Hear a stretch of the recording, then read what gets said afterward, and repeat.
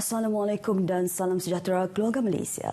Berita pagi Sarawak edisi Jumaat 27 Mei bersama saya Lydia Yusrina Abdul Ilyas. Kita mulakan berita dengan perkembangan ini. Sarawak akan mewujudkan ekosistem yang ideal untuk ekonomi hidrogen dan menjadikan perintis di Asia Pasifik untuk meneroka, berinovasi dan menghasilkan hidrogen hijau berasaskan sumber tenaga boleh diperbaharui. Premier Sarawak Datuk Patinggi Tan Sri Abang Johari Tun Openg dalam sesi penggulungannya semalam menerangkan Sarawak mesti merangsang pelaburan dalam kemudahan dan infrastruktur hidrogen bersepadu yang diyakini boleh mengurangkan kos pengeluaran serta merangsang permintaan untuk hidrogen. Katanya Sarawak Economic Development Corporation SEDC telah bekerjasama dengan Samsung Engineering, POSCO dan Lord Chemical dari Korea Selatan untuk membangunkan loji hidrogen dan amonia hijau mesra alam di Bintulu. Setelah siap, kilang itu akan menghasilkan 630,000 tan metrik amonia hijau, 600,000 tan metrik amonia biru, 220,000 tan metrik hidrogen hijau, di mana 7,000 tan metrik akan digunakan untuk kegunaan domestik dan selebihnya akan dieksport ke Korea Selatan. Ujarnya perkembangan ini akan mempelbagaikan lagi eksport Sarawak selain eksport minyak dan gas. Terang Premier lagi, pasaran hidrogen global semakin pantas di mana Majlis Hidrogen menganggarkan bahawa kira-kira 520 projek mendapat momentum di seluruh dunia dengan kapasiti pengeluaran hidrogen bersih telah meningkat lebih daripada 2 kali ganda sejak Januari 2021. Di peringkat global katanya, pelaburan swasta langsung dalam hidrogen adalah berjumlah 160 bilion dolar Amerika telah diwujudkan sehingga 2030 dan lebih daripada 400 bilion dolar Amerika nilai pelaburan swasta tambahan telah dibuat untuk merealisasikan sasaran dan komitmen kerajaan. Sarawak Reef Ball Project SRBP atau Projek Tukun Tiruan Sarawak yang dilancarkan pada tahun 2019 dijangka siap pada bulan Jun tahun ini.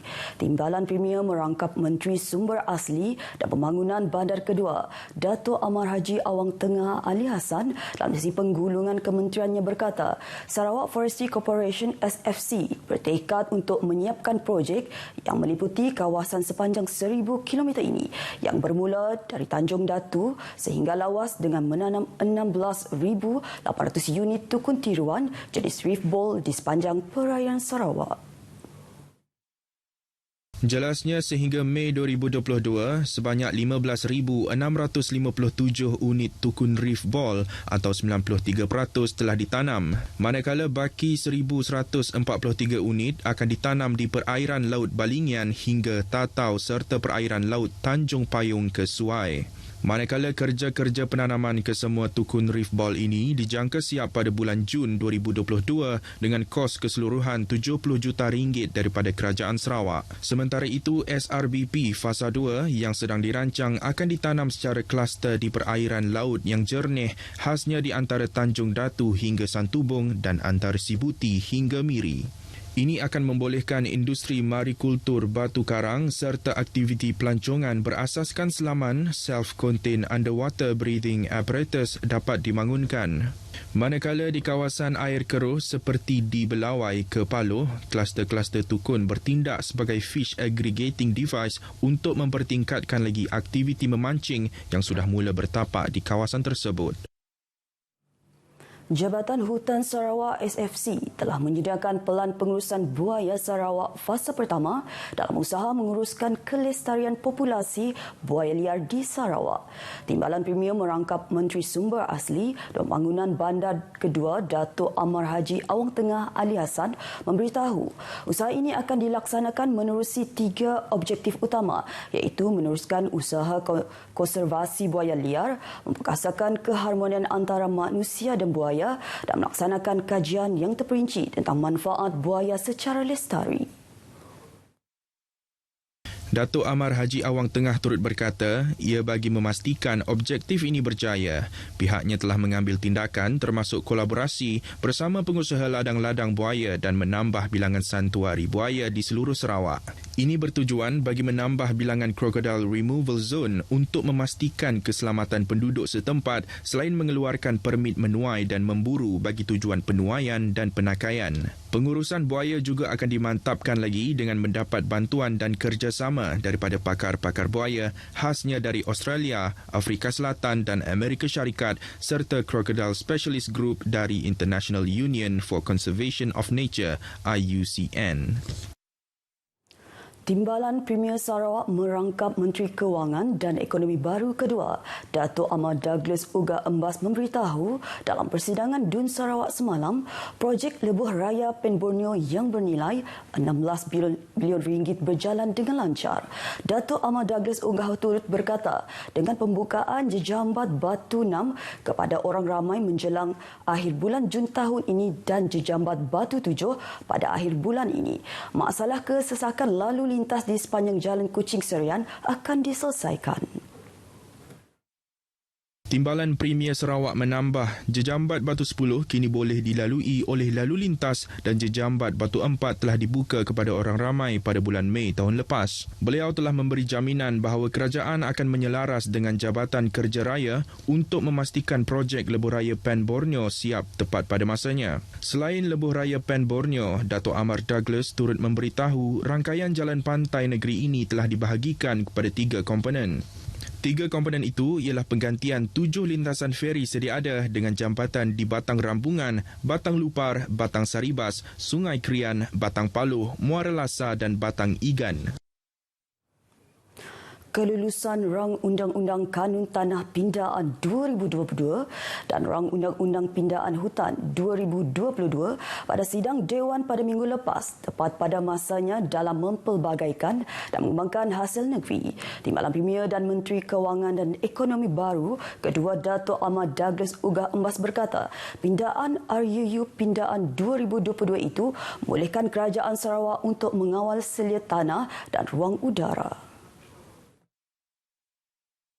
Dengan kelulusan rang undang-undang tersebut, semua pihak yang berkepentingan dikehendaki memohon kelulusan dan lesen justru caj untuk pengeluaran gas karbon dioksida ke dalam pantai atau luar pesisir negeri boleh dikenakan dan bayaran spektrum boleh dikutip. Kerajaan negeri juga terus mengekalkan amalan tadbir urus yang baik untuk mencapai dan mengekalkan kedudukan kewangannya yang kukuh untuk tempoh 19 tahun berturut-turut oleh Moody's. Rating Agency Malaysia RAM telah mengesahkan Sarawak dengan penarafan kredit sebanyak 3A. Ini merupakan bukti jelas tadbir urus Sarawak yang baik dan pengurusan kewangan yang berhemat dalam menguruskan hal ehwal kewangannya. Kementeriannya juga akan terus memastikan pengurusan kewangan yang baik melalui penggunaan amalan terbaik antarabangsa, memanfaatkan teknologi digital serta memperkukuh profesionalisme dan kecekapan para pegawai. Agensi-agensi berkaitan digesa melaksanakan satu langkah proaktif dan holistik bagi memastikan kejadian serangan buaya terhadap manusia tidak berulang. Ahli Parlimen Santubong Datuk Seri Dr. Wan Junaidi Tuanku Jaafar berkata, pihak berwajib perlu mengambil tindakan sewajarnya supaya haiwan reptilia berkenaan tidak mengganggu kehidupan penduduk Sarawak. Menurut beliau, ini termasuk 2 kejadian terbaru pada minggu lepas yang melibatkan seorang kanak-kanak berusia 5 tahun di Telaga Air dan seorang lagi berusia 56 tahun di Kampung Kangka, Lundu. Beliau berkata demikian dalam kenyataan medianya mengenai insiden serangan buaya di Sarawak yang beliau sifatkan semakin meningkat. Datuk Seri Wan Junaidi yang juga Menteri di Jabatan Perdana Menteri berkata, perkara tersebut jika tidak ditangani akan menyebabkan kerap berlakunya pertembungan antara manusia dan buaya, terutama sekali mereka yang tinggal berhampiran sungai serta kuala. Polis menahan seorang lelaki bersama pelbagai jenis dadah bernilai lebih RM14,000 di sekitar kawasan Sungai Maung, Padawan pada Isnin lepas.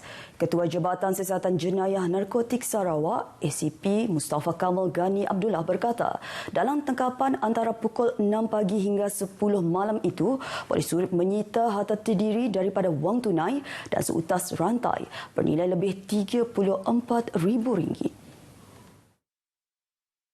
Dalam satu kenyataan, beliau mendedahkan dadah yang dirampas terdiri daripada pil ekstasi, jus ekstasi, ketamin serta cecair campuran ganja. Katanya suspek mendapat bekalan dadah daripada seorang lelaki tempatan di daerah Kuching dan kemudiannya dibungkus semula dan dijual kepada penagih-penagih dadah di sekitar kawasan Batu Kawah. Menurut ACP Mustafa, ujian seringan awal air kencing suspek didapati positif dadah jenis tetrahydrocannabinol. Suspek yang berumur 32 tahun itu kini direman sehingga Isnin depan. Kes disiasat di bawah Seksyen 39B Akta Dadah Berbahaya 1952. Seorang tahanan lelaki warga asing ditemui tidak sedarkan diri dan disahkan meninggal dunia di depo tahanan imigresen Semuja di Serian awal pagi tadi. Ketua Polis Daerah Serian DSP Aswandi Anis berkata, polis dimaklumkan tentang kejadian berkenaan sekitar pukul 3.55 pagi melibatkan seorang tahanan warga asing di depo tahanan tersebut yang dijumpai dalam keadaan tidak sedarkan diri. Siasatan awal mendapati mangsa telah membunuh diri dengan menggantung diri. Walau bagaimanapun, siasatan lanjut masih dilakukan untuk mengetahui punca kematian. Mayat mangsa telah dibawa ke Hospital Serian untuk proses bedah siasat dan kes ini diklasifikasi sebagai kes kematian mengejut. Berita Pagi Sarawak edisi Jumaat 27 Mei berakhir di sini. Sebelum itu, saudara saksikan persembahan Juh Bermukun 76 jam tanpa henti bermula hari ini hingga 30 Mei ini secara langsung di platform media sosial Facebook RTM Sarawak serta semua saluran radio RTM Sarawak. Sekian sehingga berjumpa lagi. Assalamualaikum dan salam hormat keluarga Malaysia.